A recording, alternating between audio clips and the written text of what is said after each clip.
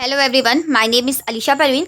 आज हम इस वीडियो में ट्रेड डिस्काउंट, व्यापारिक छूट और कैश डिस्काउंट, नगद छूट में अंतर क्या होता है उसके बारे में पढ़ेंगे। दोनों क्या क्या होते हैं, दोनों में क्या बेसिक अंतर होता है उसके बारे में पढ़ेंगे। तो देखिए, ट्रेड डिस्काउंट का पहले हम लेते हैं। जैसे मैं एक शॉप में गई, एक मोबाइल का रेट हमारा था 25,000 रुपये, उसका MRP रेट था 25,000 रुपये। हमने दुकानदार से पूछा कि वो मोबाइल हमें कितने का पड़ेगा, तो वो हमें बोला कि 5,000 का डिस्काउंट हो जाएगा, आपको ये मोबाइल नेट प्राइस में 20,000 में पड़ जाएगा। तो ये अमाउंट जो 20,000 रुपये में पड़ रहा है, व्यापारिक छूट हो गया, ट्रेड डिस्काउंट हो गया 20,000 रुपये में। अब वो 25,000 रुपये मोबाइल 20,000 रुपये में वो सारे ग्राहक को बेचेगा। अब देखिए, अगर यही मोबाइल जो कि हमें 20,000 रुपये का पड़ा है, अब हम उसे बोलेंगे कि अगर आपको अभी हम इसका पेमेंट कर देते हैं तो ये मोबाइल हमें और कितने में पड़ेगा, मतलब और हमें आप कितने डिस्काउंट देंगे। या वो दुकानदार बोलता है कि आप इस मोबाइल का पेमेंट 10 दिन के अंदर कर दीजिए, तो मैं आपको इसमें 1,000 रुपये और छूट दे दूंगा, तो ये मोबाइल आपको पड़ जाएगा 19,000 रुपये में। इसमें जो 5,000 रुपये हमें छूट मिला था, डिस्काउंट मिला था, उसमें जो 20,000 रुपये बना, ये हर ग्राहक के लिए था। लेकिन ये 1,000 रुपये जो और छूट मिल रहा है और हमें 19,000 रुपये उस मोबाइल का रेट पड़ रहा है, ये केवल हमारे लिए है या उन सारे ग्राहकों के लिए जो उसी समय भुगतान कर रहे हैं या उसके बताए गए दिन के अंदर भुगतान कर रहे हैं। जैसे कि हमें इसमें कंडीशन मिला था कि ये हमें 10 दिन के अंदर भुगतान करना है, तो अगर हम 10 दिन के अंदर भुगतान कर देंगे तो वो मोबाइल हमें अब पड़ जाएगा 19,000।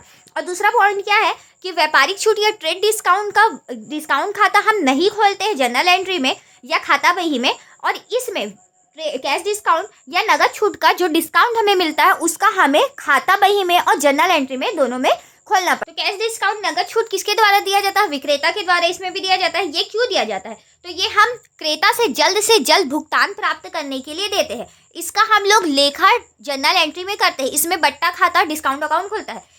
जैसे कि इसका जनरल एंट्री हो जाएगा क्रेता के बुक में मोबाइल खाता डेबिट, क्योंकि उसका संपत्ति है तो संपत्ति आया तो डेबिट।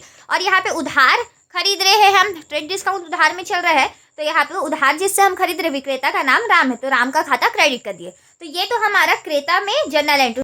तो देखिए, विक्रेता अगर करना चाहे जनरल एंट्री, तो यहाँ खरीदने वाला कौन है? श्याम मान लेते हैं, तो श्याम को वो देनदार बना देगा, डेटर्स बना देगा। और यहाँ पे 20,000 रुपये जो मेन प्राइस था उस पर हमने उसका डेबिट किया, और यहाँ पर वो विक्रय कर रहा है मोबाइल, उसके लिए संपत्ति नहीं हो रहा है, यहाँ पे वो विक्रय करता है मोबाइल का, तो यहाँ पे उसके लिए वो गुड्स हो गया, माल हो गया, तो विक्रय खाता कर दिया वो क्रेडिट 20,000 रुपये से। तो ये हो जाएगा विक्रेता के अकाउंट्स में और ये हो जाएगा क्रेता के में। डिस्काउंट में क्रेता का में उसका एंट्री कैसे करेंगे और विक्रेता का में उसका एंट्री कैसे करेंगे।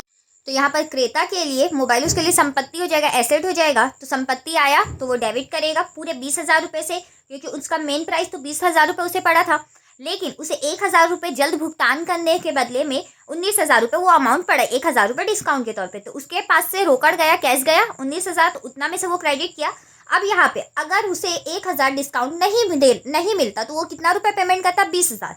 लेकिन यहाँ पे 1,000 रुपये डिस्काउंट मिला, वो 19,000 पेमेंट कर रहा है, तो यहाँ पे 1,000 रुपये उसके पास से बचा जाने से, तो यहाँ पे उसके लिए क्या हो जाएगा? ये इनकम हो जाएगा। तो आय और लाभ में वृद्धि को हम क्या कहते हैं?